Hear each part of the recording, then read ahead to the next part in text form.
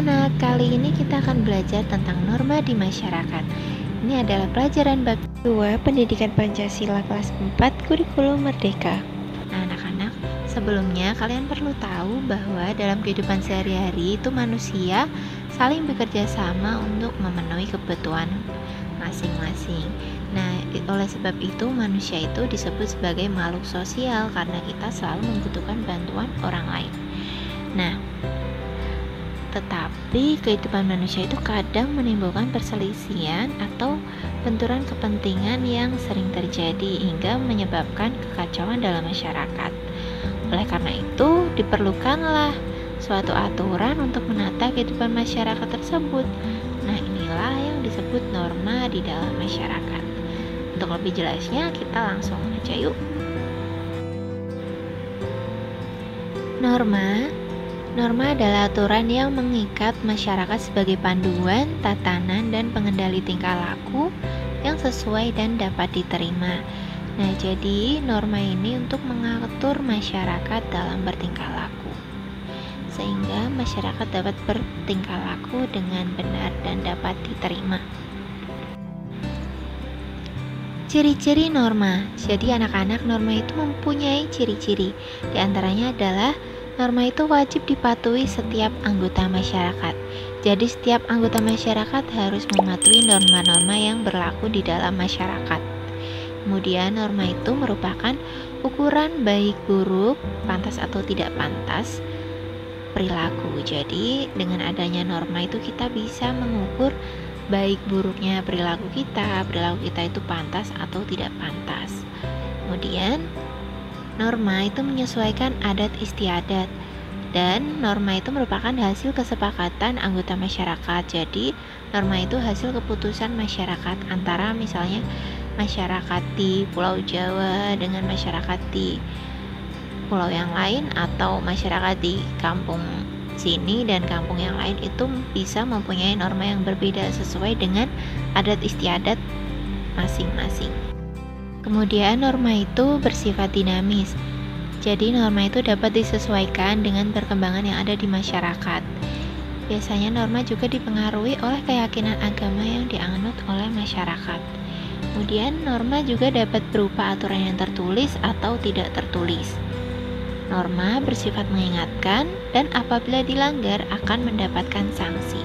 Jadi jika kita melanggar salah satu norma, kita bisa mendapatkan sanksi atau hukuman.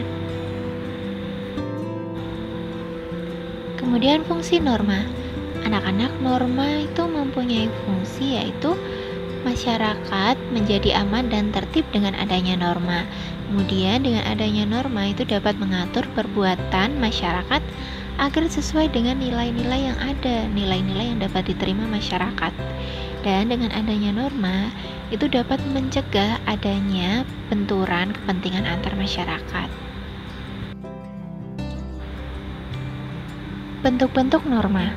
Anak-anak, norma itu ada 4 bentuknya, yaitu ada norma agama, ada norma kesusilaan, norma kesopanan, dan norma hukum. Ayo kita lihat satu persatu bagaimana macam-macam norma ini. Yang pertama, norma agama. Jadi norma agama adalah sekumpulan perintah, larangan, ajaran yang bersumber dari Tuhan Yang Maha Esa. Contoh norma agama adalah yang pertama, menjalankan kepercayaan agama dengan baik. Jadi sebagai masyarakat yang baik, kita harus menjalankan agama kita dengan baik sesuai dengan kepercayaan kita. Kemudian saling menghormati kepercayaan orang lain. Jadi kita harus saling menghormati dan menghargai dengan agama lain. Kemudian menjaga kerukunan antar umat beragama. Dengan agama manapun kita harus tetap hidup dengan rukun. Kemudian menjauhi larangan agama seperti mabuk, kemudian makan makanan yang dilarang, kemudian mencuri atau melakukan hal-hal yang lain yang dilarang agama. Pelanggar norma agama. Jadi untuk sanksi atau hukuman terhadap norma agama yaitu adalah dosa yang akan diterima kita di akhirat atau setelah kita meninggal dunia. Jadi orang yang melanggar norma agama itu akan mendapatkan dosa. Yang kedua adalah norma kesusilaan, yaitu adalah peraturan hidup yang berkenaan dengan bisikan kalbu atau suara hati nurani manusia. Nah, suara hati nurani itu adalah sebagai kejujuran yang mengarahkan manusia pada suatu kebaikan. Contoh norma kesusilaan yang pertama, selalu berkata jujur. Nah, kalian biasakan bicara jujur dan jangan suka berbohong. Kemudian, menolong orang yang kesulitan. Kita harus saling membantu orang yang kesulitan. Kemudian kita juga harus ramah dengan orang lain, dengan siapa saja. Jika bertemu, menyapa, kemudian diajak bicara dengan ramah, senyum, yang kemudian mengerjakan soal ujian dengan jujur. Nah, ini kalau kalian sedang ulangan, kalian kerjakan sendiri, jangan nyontek. Nah, kalau kalian nyontek, itu pasti hati kalian akan merasa tidak tenang. Nah, itu artinya kalian melakukan perbuatan yang salah, dan itu merupakan melanggar norma kesusilaan. Hati kalian menjadi tidak tenang. Kemudian mengembalikan barang yang ditemukan di jalan. Jika kalian menemukan barang, kembalikan kepada pemiliknya. Nah, untuk pelanggar norma kesusilaan ini adalah kita akan timbul perasaan menyesal atau rasa bersalah. Kenapa timbul rasa seperti ini? Karena kita sudah melakukan sesuatu yang kita anggap salah. Jadi hati kita itu seperti tidak tenang, seperti menyesal, seperti itu. Yang ketiga adalah norma kesopanan. Nah, ini merupakan norma yang mengatur hubungan manusia dalam kehidupan sehari-hari. Norma kesopanan ini itu berkaitan dengan sopan santun, tata krama, serta adat istiadat atau kebiasaan yang timbul di masyarakat. Contoh norma kesopanan adalah yang pertama, sopan dalam berpakaian. Nah, kalian mau kemanapun itu harus berpakaian dengan sopan. Kalau bisa ya berpakaian yang tertutup. Selain untuk melindungi diri kita, juga lebih sopan untuk digunakan. Kemudian kita harus menjaga tutur kata.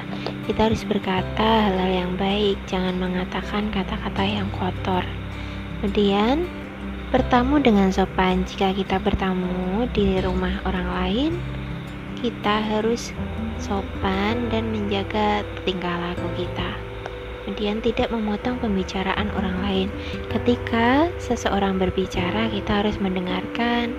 Jangan memotong pembicaraan orang lain, karena itu sangat tidak sopan.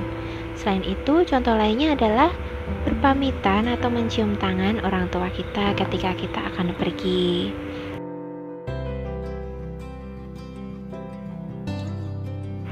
Pelanggar norma kesopanan.